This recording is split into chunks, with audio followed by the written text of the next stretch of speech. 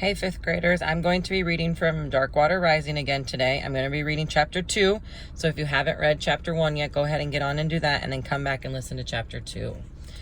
Chapter 2 starts out by saying, and you guys might see me moving my book a little bit because I'm actually waiting in line for Atomic while I read to you guys.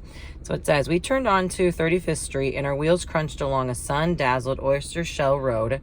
A breeze swept in from the Gulf and I had to grab my hat to keep it from blowing away. Uncle Nate reined Archer in front of a two-story Victorian, and Esther pulled Duchess and the dray up beside the raised brick basement. We can rest here tonight, Uncle Nate said, and tackle the unpacking at the rental in the morning. I jumped down, already taking in the house, the large vendril draped in vines, and the barn out back. With the dray and the buggy and the hired man, it appeared Uncle Nate had done well for himself here in Galveston. This was far gander than what we had in Lampasses, and when I looked at Mom, her eyes shimmered with excitement.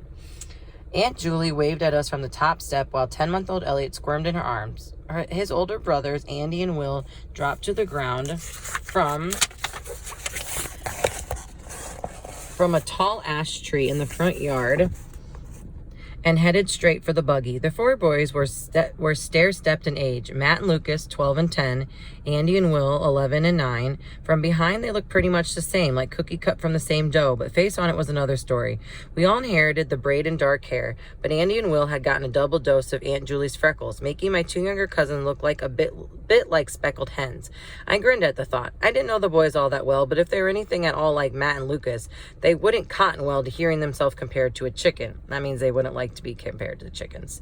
After a round of quick hellos, there arose such a ruckus from the four boys I couldn't tell who was saying what, but I guess Matt and Lucas understood enough. They ran off to the rope ladder dangling from a large limb and scampered up to Andy and Will's tree fort. I was relieved to see them go. I had had enough kicking, elbowing, and cutting shins for one day. In fact, I didn't care if they wanted to stay up there till school started.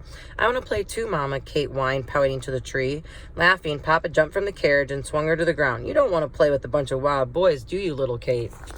She gave him a wide-eyed, solemn nod, and Papa just grinned and shook his head. Where's Ben, I asked. Delivering groceries for Unser, Uncle Nate said, trying to make some money before college starts. Dang, I whispered, then glanced quick at Mama to make sure I hadn't been heard. You couldn't utter a word around here that even sounded like swearing, not if you wanted to keep your ears attached to your head. So he decided to go to medical school, I asked. Uncle Nate nodded. Real soon.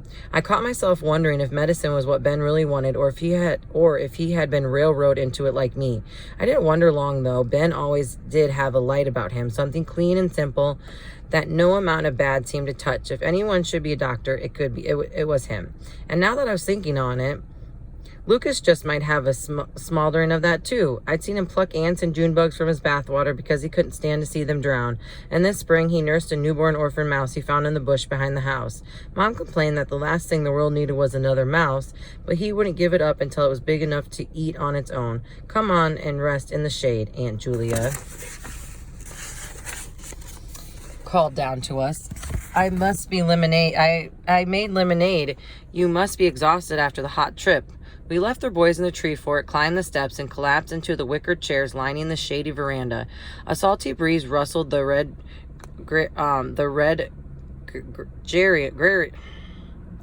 plants, flaking the door and loosened wisps of hair from Mama's pins. She looked relieved. Geraniums are called. She looked relieved, though the air felt almost too warm for breathing. It had been such a hot August, Aunt Julie told us, turning her face to the wind. Oh, and what rain! Overflows were 2 feet deep in the streets. Oh, you know the kids loved it, Julia, Uncle Nate said. They put on their bathing suits and paddled around the wash tub for hours. Even so, I'm thankful the month is almost over. Maybe September will bring us a blue northern. Then we'll have to listen to everyone moan because it's too cold to go swimming. Aunt Julia made a face and Mama laughed, but Nate said the weather is the best ever for surf bathing, and the Gulf is brimming full and warm as a bathwater. Aunt Julia nodded. That is it, Elsa. You and Thomas can see for yourselves soon. After supper, if you're up for it, Uncle Nate said. I was more than ready, but it wouldn't be near as much fun if Ben didn't get home in time to go with us. Ben was a little older than me, but we'd always gotten along well. In his letter, he mentioned catching red fish and trout in the shallows of Galveston Bay and a place called East End Flats. It was the one thing I've been looking forward to, that and the swimming in the Gulf. Public schools wouldn't open here until October, and I had every intention of making the most of my free time. While Mom and Kate played with Elliot, Aunt Julia fetched her pitcher of cold lemonade from the icebox and passed glasses around. I took mine to the end of the veranda before I could get stuck with Kate again and leaned against the railing. Seagulls' wings outstretched rode the wind just yards in front of me, and the farther out, spoonbills shot across the sky like pink arrows. They appeared to be headed west to a marshy blue glimmer Uncle Nate had called Woolham Lake, not far from the new Denver reservoir where we would be renting. After a while, Mom and Aunt Julie went in to start supper, and behind me I heard my uncle's voices rise in a pitch. Reminded me of the day I talked to Papa into moving. He mentioned the new construction job on Sealy Ave that Papa would be in charge of. A grand house, he said, with rounded bays and porches, and I half listened and more occupied with kids, dogs, and passing carriages than with hearing how Papa would soon do everything he was denying me. Because remember, he wants to be a carpenter, and his parents want him to become a doctor. I saw a flash of blue and turned my attention to a buggy down the street near Broadway. A girl had stepped out with an armful of package, and I leaned over the splitted rail for a better look. She shifted her parcels, offered an awkward wave to a friend inside the buggy, and turned towards a front gabled cottage. I watched her run up the steps, and her straw blonde hair swishing from side to side, her shiny blue dress lit with the sun, and as she disappeared inside, I heard Papa mention my name.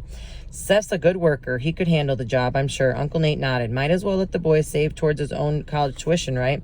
I stared at them, a hearty heat already building inside me. They were planning my life again. Probably could help me pay for those blasted college classes I never won in the first place. I thought about all the fishing days that would cost me, and my anger swelled. Well, it wouldn't do me any good. I might work the job, but I'd make up my mind about a few things. I'd be planning my own future from now on, and college wasn't figured into any part of it. Uncle Nate turned in his seat. Seth, I think we've got some news you might be interested in. I glanced at Papa, but as usual, his eyes didn't tell me anything. A man named George Farrell, Uncle Nate said, is foreman for a half block of rentals going up east of here near the beach. He told me yesterday that he'd lost 2 men, and I told him that I thought you could easily fill one of those positions. Shock must have shown all over me because he took one look at my face and laughed out loud. He patted an arm on the wicker chair beside him and said, "Sit down, boy. I can't tell whether you're mad or glad." But I couldn't move. I looked at Papa full of questions, and he nodded. "It's a real offer, Seth. You can work as a carpenter helper until school starts, as soon as you agree to save 3/4 of your pay towards college." I opened my mouth, shut it again, then managed a, "Yes, sir, I'll save it." "Good," Uncle Nate said. "Then you can start Tuesday after Labor Day. I should be settled into the new place by then." He pulled a piece of paper from his pocket. "Here's the address. You'll work every day but Sunday. Think you can handle that?" "Yes, sir, I can. Thank you, Uncle Nate." Smiling, he turned back to Papa, and while they discussed the latest building trends, I just stood there, too amazed at the good fortune to hear a word they were saying. For weeks I'd been stewing in my own misery, and now in just 4 days I'd be working as a real carpenter. This was my last chance to prove Papa that I had talent, to make him realize that I needed to work with my hands outside where I could breathe, and if I had to put money aside for classes I'd attend, so be it. I turned my face to the salty wind towards the beach where I'll be working. Come Tuesday, I'd showed him. All right, so then next we have chapter 3. And I was going to read a little bit of it, but it's looking kind of long. So I'm going to save chapter 3.